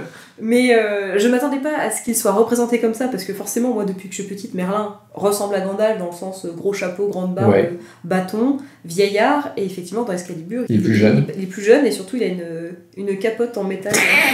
Alors ça, mais c'est trop bizarre. On sait pas pourquoi. Et en fait on s'y habitue, et finalement ce personnage là dans le film est vraiment intéressant. Il apporte et l'humour, et en même temps c'est lui qui va mener un peu le jeu, et des fois il regrette parce qu'il voit bien qu'il a pas pris les bonnes décisions. Et en fait, on va dire que dans Excalibur, d'ailleurs, le titre au départ devait s'appeler. En tout cas, dans le titre, il devait y avoir Merlin. Et finalement, le titre a été changé pour Excalibur. D'ailleurs, souvent, c'est lui qui est sur l'affiche. Voilà, c'est vraiment tourné autour de lui. Ça démarre avec lui, de toute façon, c'est lui qui donne le souffle du dragon à Uther pour qu'il puisse aller faire son adultère. Enfin, pas son adultère, en fait, pour qu'il puisse aller. Violer la meuf. Voilà, coucher avec Ygritte. Parce que voilà, le mec, il a des super pouvoirs, mais ce qu'il veut, c'est juste tirer son coup. Et vraiment, c'est ça. Bon. Donc voilà, moi j'aime beaucoup le Gandalf. Et il faut que j'arrête. Le Merlin de Excalibur. Et mais bien justement, sûr, il est chelou parce qu'en fait, genre, c'est le seul qui est drôle dans le film. C'est pour ça que moi je trouve que le ton est bizarre, parce qu'en fait tout est sérieux, mais du coup, personnellement, je trouve un peu nanardesque. Et il y a que Merlin qui non seulement joue vraiment bien, je pense que c'est peut-être un acteur un peu plus expérimenté que les autres. Nicole Williamson, l'acteur qui joue Merlin. Mais c'était peut-être un acteur de théâtre, non? Parce que des fois, dans sa diction. Et qui a les meilleures répliques. Voilà. Oui, et puis c'est pas de l'humour poète, mais il apporte le petit côté quand même, un petit peu sur le degré. Mais un peu pince sans rire. J'en ai noté quelques-uns qui étaient vraiment cool. Genre à un moment, il dit, il y a toute la partie où Arthur est en train de s'enticher de Guenièvre. Et où il essaie de le persuader de pas le faire, ou alors d'y aller, mais genre de se décider, quoi. Et quand il lui dit regarder un gâteau, c'est comme regarder l'avenir, tu sais pas ce que ça donne tant que tu l'as pas mangé, tu sais. Oui. Looking at the cake's like looking at the future. Until you've tasted it, what do you really know? And then, of course, it's too late. Des trucs comme ça. Au début, ça lui prend beaucoup de son énergie, le souffle du dragon, pour que... Il part surposé pendant 6 semaines. Et c'est ça, il dit j'ai mis 9 lunes à m'en remettre, ou un truc comme ça. Et il y a un moment aussi, je sais pas si tu te rappelles, quand Perceval arrive à Camelot, il trébuche sur Merlin. C'est qu'il est en train de dormir là. Non, je m'en souviens. Il est en train de dormir. Et Perceval, il lui dit pardon, noble vieillard. Et il lui répond vieillard, mais c'est moi qui ai bâti ce château, espèce de lourdeau. Franchement, honnêtement, il a des bonnes répliques. Et c'est vraiment lui le personnage principal, ça clairement. Mais du coup, sous l'aspect, c'est là que tu vois que la partie Gandalf a beaucoup influencé, c'est que c'est un magicien, mais en fait c'est pas clinquant, c'est pas comme dans Harry Potter, quoi. Il balance pas des sorts, il a une espèce de magie un peu éthérée, tu vois, un peu... il en fait pas usage tout le temps. Oui, en plus ça lui coûte beaucoup d'énergie et tout.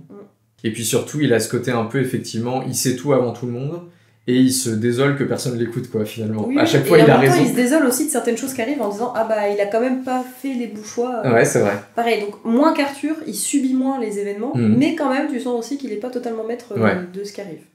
Apparemment, du coup, dans l'évolution historique, donc il y a eu la partie Seigneur des Anneaux, qui a beaucoup influencé, et en fait, en même temps, il y avait le début du revival un peu celte, c'est l'interceltique, etc., dans les années 60, et du coup, Merlin, il apparaissait un peu comme étant genre le défenseur de l'ancienne culture face à la nouvelle culture. Il y a pas mal d'œuvres arthuriennes où on voit comme ça un peu le roi Arthur de 2004, c'est exactement ça, où tu vois par exemple la différence entre la culture celte païenne et la culture chrétienne, où il y a un passage de l'un à l'autre. On retrouve aussi ça dans le Seigneur des Anneaux d'ailleurs, du passage de l'âge des elfes à l'âge des hommes, etc. Et du coup, Merlin, il incarne un peu genre l'ancienne société celte. Et c'est un peu du coup un porte-étendard pour tous les mouvements celtiques, pan-celtiques, interceltiques et tout des années 60. D'ailleurs, dans le 2004, ils ont rebondi là-dessus, parce que clairement, Merlin est picte. Ouais. Il est tout jeune. Enfin, vraiment, il est jeune. En plus, l'acteur est jeune. Et donc, alors, l'acteur, je l'ai noté, hein, c'est Stéphane Dillard. Donc, ça peut-être que ça nous dit rien, mais en fait, il joue dans Game of Thrones, c'est Stannis Baratheon. Ah, c'est vrai ? Ouais. Ah, donc mais là, plus je pense jeune. qu'en 2004, il a la trentaine, à peine la quarantaine. Donc, c'est un jeune Merlin. Ouais. Qui est un peu le chef des Pictes, enfin chef sorcier, on sait pas trop. Qui a pas vraiment de magie. Du coup, voilà, Guenièvre fait un peu le lien entre lui et Arthur. Mais c'est un peu genre Arthur, soit notre leader, quoi. Oui, c'est ça. Libère-nous, vu que t'es des nôtres, puisque ta mère est. Alors ça passe. Mes hommes sont forts, mais ils ont besoin d'un vrai chef. Ils pensent que rien ne te résiste. Pour vaincre les Saxons, il nous faut un chef de guerre. Pourquoi crois-tu que je t'ai épargné dans la forêt ? Le fer de l'épée que tu tiens provient de cette terre. Il a été forgé dans les flammes de Bretagne.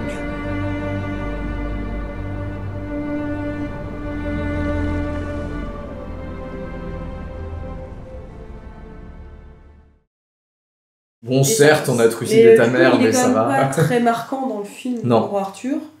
Et dans Lancelot, il n'y a pas de Merlin. Non. Bah, dans Lancelot, il n'y a pas de magie. Non, c'est vrai, il n'y a pas de magie du tout. Ça, c'est intéressant, ça refait la boucle sur ce qu'on disait au début sur la magie. Parce que la magie, c'est pas forcément quelque chose qui fait partie de la légende du roi Arthur originellement. Et après, maintenant, ça l'est devenu parce que... Alors, il y avait tout un développement dans le bouquin que j'ai lu là-dessus, qui est d'un historien qui s'appelle William Blanc.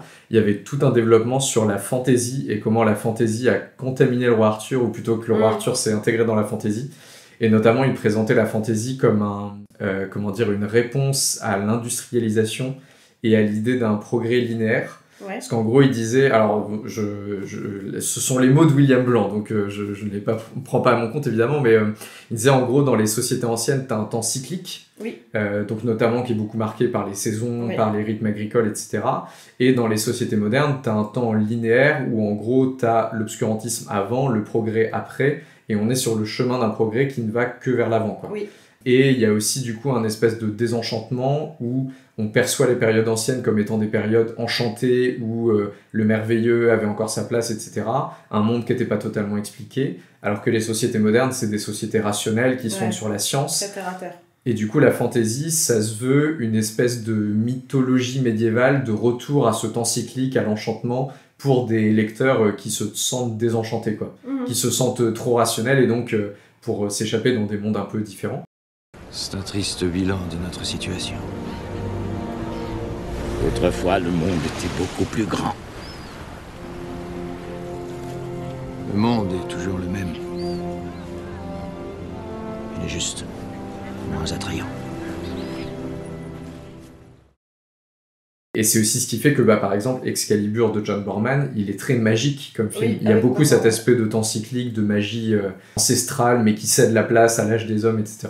Ouais, puis ça passe vraiment par le sensoriel. C'est pas que raconter, c'est vraiment visuel, sonore. C'est vraiment montré, quoi. Et d'ailleurs, ce qui est assez frappant, c'est que Merlin, il disparaît au moment où Arthur devient vraiment le roi, quoi. Oui. D'ailleurs, je crois qu'Arthur, à un moment, il dit « Merlin, où es-tu ? Pourquoi t'ai-je laissé partir ?» et tout. Il y a un aspect un peu presque perte du père, tu vois, quelque part, son père spirituel. C'est mentor, quoi. Et puis c'est le cas forcément dans le Disney. Oui, là, c'est encore plus. Qui s'appelle Merlin l'Enchanteur, même si en anglais, il n'a pas ce titre-là. Et clairement, Merlin, il est au centre avec sa magie. Mais magie qu'il n'utilise jamais, par exemple, pour le sauver. Enfin, dès qu'il y a Arthur, quand il est en poisson, quand il est en écureuil, à chaque fois qu'il lui arrive vraiment un truc en oiseau, pareil, avec l'attaque, en fait, vraiment, il lui montre que en grandissant, il va trouver des stratégies par intelligence, pour se sortir de ces situations. Donc il lui montre bien que c'est pas le tout d'avoir de la magie. Donc Merlin se sert pas tant avec Moustique, Arthur, de la magie. Mais voilà, il y a les pouvoirs, il range toute sa maison dans son petit... Il fait la vaisselle. Que des scènes drôles, il fait faire la vaisselle. Egitus, figitus, zambracapon. On vous demande toute votre attention. Nous faisons les bagages et nous partons. Mais non, pas toi. Les livres d'abord, voyons. Pockety, pockety, walkety, walk, abracabradabranach. Et voilà, ainsi plus petit, vous tiendrez tous dans mon sac. Ce petit moment de musique là il est génial quand il fait tout rétrécir. De toute façon son sucrier et tous ces petits objets chez lui qui sont animés, c'est trop bien. Et bien sûr le duel avec Madame à la fin, il est excellent ce duel. Enfin, franchement c'est une des meilleures séquences, pareil, c'est une belle scène, c'est tout sûr. Disney confondu. Pareil, ça ramène au duel, tu sais, de duel de western, duel de ouais c'est clair, avec un petit twist magique de magicien. Et voilà, c'est excellent. Mais là, voilà, il se sert de sa magie, il se transforme, etc. Alors que sinon, sa magie, il s'en sert pas trop. Mais finalement, c'est un peu pareil au moment où Moustique devient roi. Il n'y a plus vraiment de magie, en fait. Non, du et puis coup, il s'en va en plus. Ouais, alors il revient, mais du coup, on sait pas s'il utilisera sa magie pour aider Arthur. Oui, mais il ou le si laisse Arthur devient vraiment roi. Il le laisse dans sa... Au moment où Arthur, justement, prend enfin des décisions par lui-même, et il est content de pouvoir aller au tournoi, etc. Merlin disparaît. Ouais, il est très grognon, en fait. Oui. Là je l'ai revu pareil il y a pas longtemps et dès le début, alors Archimède est particulièrement grognon, mais ça pareil, qu'est-ce que c'est un personnage drôle, c'est clair. Le hibou, et Merlin est quand même grognon, il parle dans sa barbe et du coup il a des accès de colère pas toujours justifiés. C'est vrai. Et donc il s'auto-envoie en fusée à Saint-Tropez, puis après il revient, mais bon voilà, c'est frais quand même, c'est vraiment frais. Le personnage du loup aussi, il est hilarant, enfin c'est le meilleur loup, tout Disney confondu aussi, ce pauvre loup, voilà, les écureuils sont incroyables, la scène du brochet qui fait peur. Il fait vraiment peur le brochet. Et vraiment, c'est que des séquences comme ça où c'est vraiment un Disney qui est frais, quoi. Ouais, c'est clair. Qui se prend pas trop au sérieux et c'est le personnage de Merlin qui fait tout, quoi. Donc avec déjà cette espèce d'humour qu'on va retrouver après, mais bien plus tard, cet humour second degré qu'on a un peu avec Hadès dans Hercule ou dans Cusco. Bah là, on a déjà cet c'est vrai, c'est le tout début. Qui se prend pas au sérieux, et je trouve que du coup, pour un Disney, quand même, c'est le 22e, mais c'est quand même 63. C'est quand même un des premiers grands Disney, quoi. Oui, parce que t'as Pinocchio, mais qui est quand même très ancien, Blanche-Neige. Bah, je sais pas, pour moi, c'est quand même beaucoup de classiques au début. Ils sont tous. Il y en a pas un à mettre à la poubelle. Parce qu'il y a aussi, avant 63, je crois que ça doit être 61, il y a les 100 Dalmatiens. Ah oui, c'est vrai qu'il est ancien voilà, aussi, pour moi, ils ont vraiment tous un truc. D'ailleurs, Kay ressemble beaucoup à. Je sais plus comment il s'appelle, le maître des 100 Dalmatiens, là. Tu sais, il a le même nez, le même profil. Il a le même. À Roger, Kay, quand il fume la pipe, là. Qui est doublé par Jacques Balutin, parce que pareil, du coup, forcément, je parle un peu, un peu petit moment doublage. Et du coup, j'adore le doubleur Jacques Balutin, qui plus tard fera Zigzag dans les Toy Story, par exemple. Jacques Balutin, il fait aussi Toshiro dans les Albator. Donc voilà, c'est Kay, sa tête de bête, paf, ou une raclée, voilà, c'est Jacques Balutin. Et donc le papa de Kay, mais du coup le maître d'Arthur, le châtelain. Le gros morse, là. Oui, clairement, mais je sais plus comment il s'appelle. Pareil, il est doublé par Claude Bernard, donc la voix de Balou, la voix d'O'Malley, la voix de Petit Jean, cette voix-là, la voix de... Mais pour une fois, il a un personnage qui est moins positif, quand même. Oui, mais pareil, qui cherche à bien faire. Pareil, un tuteur qui cherche à quoi faire de ce garçon, qui d'ailleurs se fait appeler Moustique tout le film. Et c'est vraiment à la fin où enfin il a Arthur. Il a un peu de considération, et c'est Arthur. Parce que c'est vrai que tout le film, il se fait appeler Moustique. Et c'est aussi le moment où il arrête d'être insignifiant, parce que Moustique, un petit moustique. Voilà. Ça fait vraiment chose. Donc voilà, j'ai vraiment beaucoup de sympathie pour ce Disney. Franchement, il y a aussi quand même 2 personnages féminins qui reviennent pas mal aussi dans le Roi Arthur, même si c'est plutôt un univers masculin quand même. On passe de Merlin On peut passer de Merlin à Morgane déjà.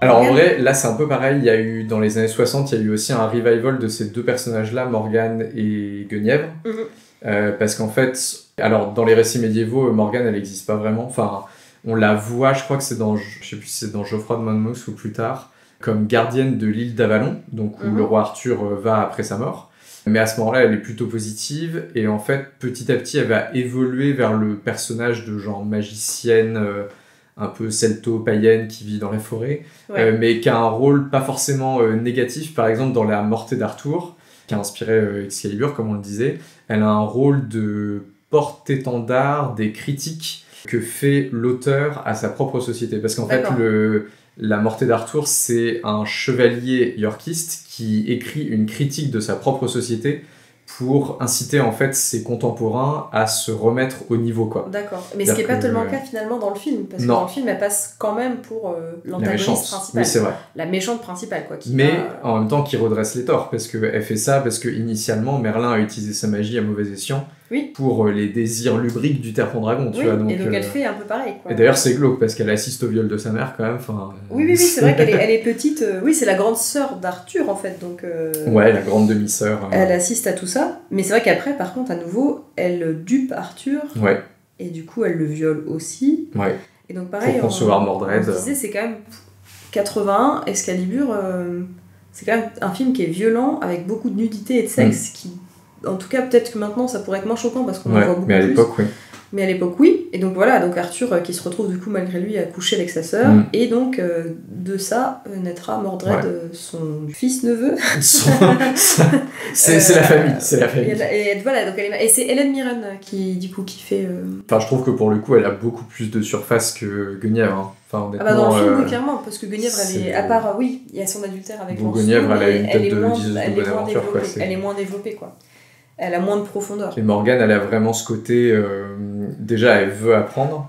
Genre, elle apprend auprès de Merlin. Oui. Et ça, c'est un peu une confusion avec Viviane aussi, souvent, tu sais, dans d'autres œuvres arthuriennes, qui est la... Tu sais, la fée qui emprisonne Merlin. D'accord. Oui, c'est vrai que là, il y a un petit peu une frontière... Et ça, en fait, c'est... Comme d'habitude avec la légende du roi Arthur, en fait, il y a plein de trucs qui se... Parce que normalement, du coup, la sœur d'Arthur qui couche avec lui, c'est Morgause, donc une autre sœur. D'accord. Morgane, donc c'est celle qui est sur l'île d'Avalon, puis après, c'est un peu l'espèce de magicienne qui met les chevaliers à l'épreuve. Et notamment, tu sais, il y a un endroit dans la forêt de Brocéliande qui s'appelle le Val sans retour, qui est censé être le château de Morgane, où en fait, elle emprisonne les chevaliers qui ont été infidèles. Et après, il faut que... Je sais plus qui c'est, si c'est Perceval ou Lancelot qui vient les libérer. Et ensuite, elle est fusionnée du coup avec donc Morgause et Viviane, qui est l'antagoniste de Merlin. Parce qu'en fait, dans les récits médiévaux, Merlin, c'est un espèce de gros lubrique. Et donc, il veut sauter Viviane. Et Viviane se joue de lui en lui prenant ses pouvoirs et en l'emprisonnant. Et donc là, c'est un peu ce qu'on voit où en fait, Morgane, elle piège Merlin. Oui, et ça fait un peu l'apprenti, mais qui passe du côté obscur en fait. Ça fait penser... D'ailleurs, il y a beaucoup de liens aussi à Star Wars. Hein. Ah bah oui, c'est clair. On sait que George Lucas, il s'est inspiré. 4 ans plus tard. Ouais. Oui, et non, parce que c'est déjà sorti. Ah, tu veux dire par rapport à la légende arthurienne. Mais en tout cas, il y a des liens avec Star Wars aussi, clairement, avec la figure d'Obi-Wan qui vient chercher Luke, avec le côté mentor, etc. Qui est un peu un nouveau Merlin. Et puis, pareil, ce côté un peu bien mal, et puis Merlin, qui va être un peu aussi pour Morgane, le tuteur, et elle va passer du côté obscur. Et donc, ils ont une rivalité entre eux deux qui est assez intéressante. Il y a un combat même, d'ailleurs, entre... Je sais pas si c'est vraiment un combat. Elle est pas très lisible, cette scène. Hein. Ah si, oui, le moment où il la force à faire de la brume, là... C'est ça. Cette scène n'a aucun sens d'ailleurs. Ah bah non, moi j'ai aimé, mais c'est pas grave, on n'est pas d'accord. Bon, enfin, on fera la partie psychanalyse à la fin. C'est le seul des films dans lequel on a Morgane. Oui. Excalibur de John Norman. Oui, c'est vrai. Parce que sinon, par contre, Guenièvre, on la retrouve. Ouais. Dans Merlin l'Enchanteur, ils ont créé Madame Mime, qui est l'antagoniste magique, mais qui reprend un peu le rôle de Morgane, en moins belle quand même. Mais... Ouais. C'est vrai. C'est vrai qu'elle aurait pu s'appeler... Et après, effectivement, on la retrouve pas dans les autres. Par contre, à chaque fois, on retrouve Guenièvre, qui est pareil, un personnage incontournable, qui a, pour le coup, rarement un beau rôle quand même dans la légende du roi Arthur, parce que, soit en gros, c'est une potiche qui se laisse séduire, soit c'est une participante active à la chute de Camelot en trompant le roi Arthur avec Lancelot, quoi. Donc, en général, elle a pas un côté très positif, quoi. Ce qui est plutôt pas le cas dans les films, parce que du coup, c'est un personnage principal dans Lancelot, le premier chevalier. Mais qui est très positif. Qui est très positive, enfin, voilà. Et c'est Julia Ormond, mais justement, qui incarne cette candeur, en fait. Ouais, c'est vrai. Mais elle incarne aussi le côté demoiselle en détresse. Oui. Et c'est vrai que c'est une actrice qui, en 3 ans, parce que du coup, elle a vraiment 3 grands rôles et 3 grands films. Donc elle joue dans Sabrina, qui est un remake du Sabrina avec Audrey Hepburn et Humphrey Bogart. Donc là, elle joue dans le remake de Sabrina pareil, donc début années 90 avec Harrison Ford. Et elle a donc elle joue le rôle d'Audrey Hepburn. Ouais, ça, donc de Sabrina. Okay. Pareil, qui est amoureuse du petit frère, mais qui part en études à Paris, et quand elle revient, enfin, du coup, elle saute aux yeux du petit frère. Et elle est toujours éperdument amoureuse de lui, mais finalement, il y a aussi le grand frère qui va jouer. Donc c'est... Mais elle a vraiment ce même rôle-là, de l'amoureuse, de machin. Un peu transi. Et elle joue dans Légende d'automne, avec Brad Pitt. Et pareil, à nouveau, c'est la personnage principale féminine, mais toujours dans le même registre. Et du coup, là, une troisième fois avec Lancelot, et du coup, je pense qu'elle s'est enfermée là-dedans. Et après, finalement, elle a eu du mal à... ça a été... C'est vrai qu'on la connaît pas trop. On la connaît pas trop, à part ces trois rôles-là, alors qu'elle en a vraiment trois, on va dire, majeurs, avec en face d'elle des acteurs majeurs. Et finalement, après sa carrière, elle s'est un peu effritée, et depuis, elle fait des choses, mais pas très marquantes. Bah après, moi je trouve que c'est quand même des trois la Guenièvre la plus convaincante, quoi, parce que c'est un personnage qui est assez complexe, tu vois, parce que à la fois elle accepte que son royaume est tout petit et qu'elle pourra pas le défendre toute seule. En même temps, elle marie pas Arthur juste par obligation. Non, et puis elle a un sens moral qui est quand même fort, plus que celui de Lancelot d'ailleurs, à vrai dire, tu vois. Enfin, Si toutefois il y a quelque honneur en vous, promettez-moi de ne plus refaire ça. L'honneur, je ne sais pas ce que c'est. Mais je vous promets que je ne vous embrasserai plus que lorsque vous me le demanderez. Ce que je ne ferai jamais.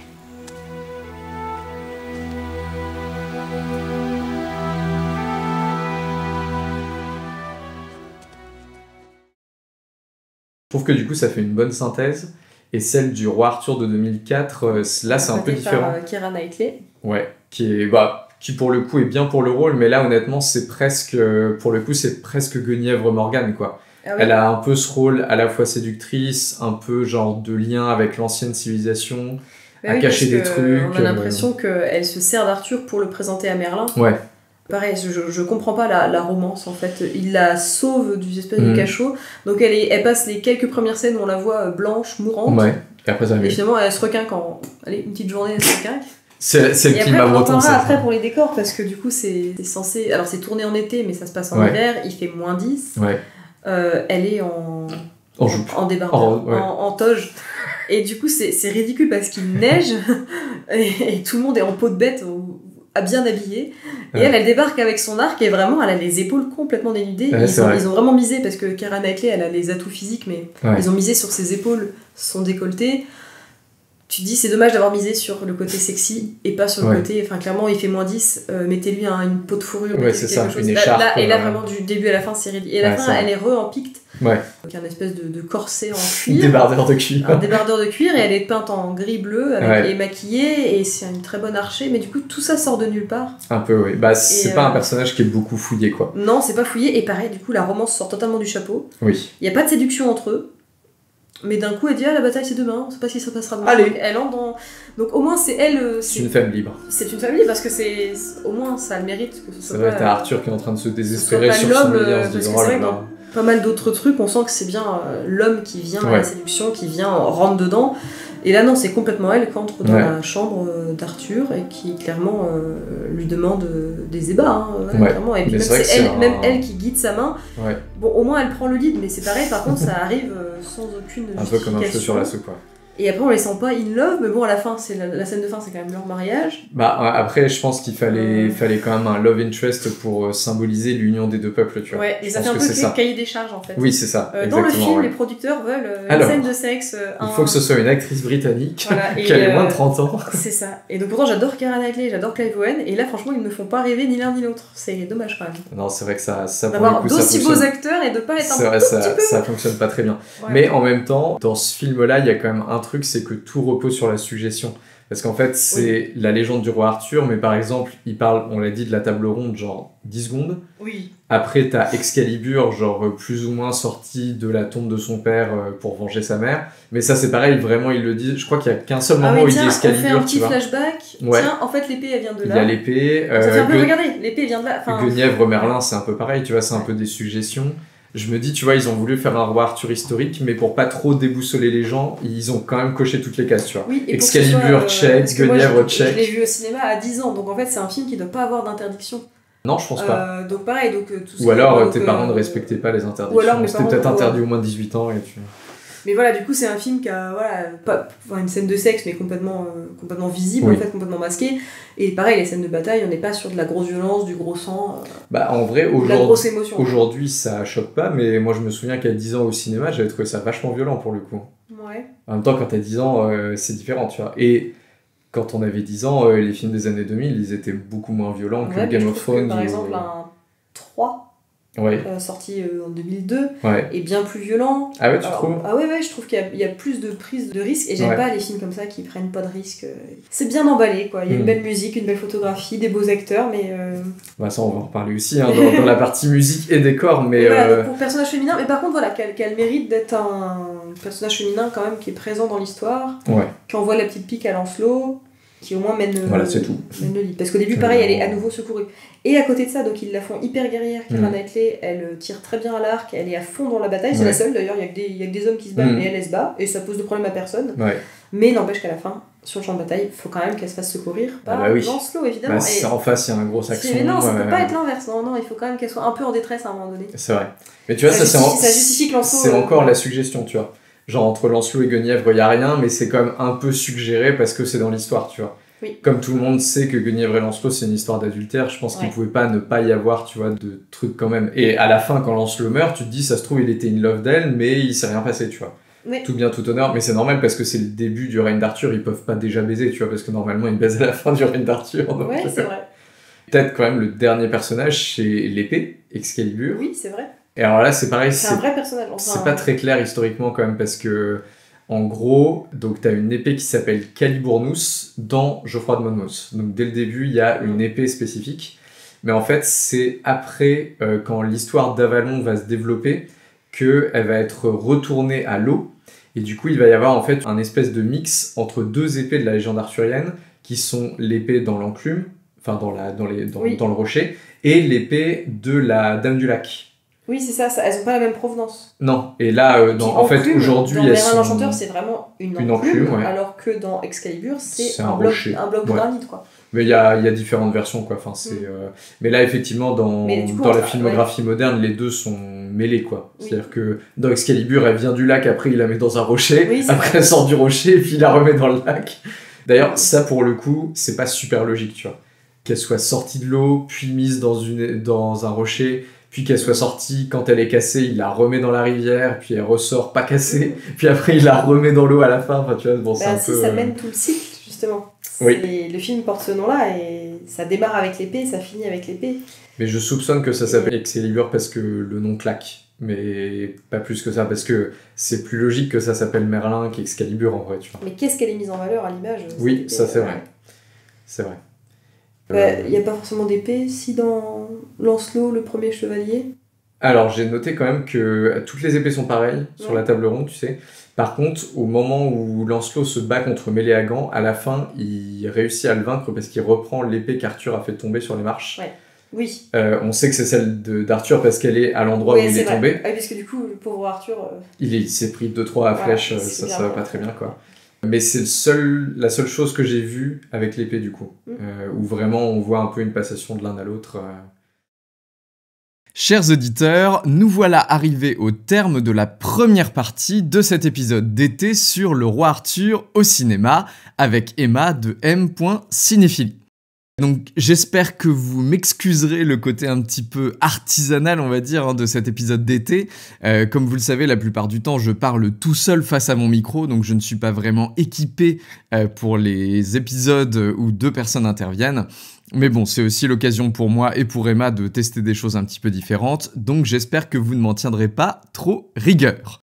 Je vous laisse donc ici pour cette première partie et on se retrouve très vite pour la deuxième partie qui sera consacrée plutôt donc à la technique des films, donc notamment à la photographie, au décor, à la musique, etc. Plein de choses très sympas dont on va discuter avec Emma et donc je vous dis à très vite.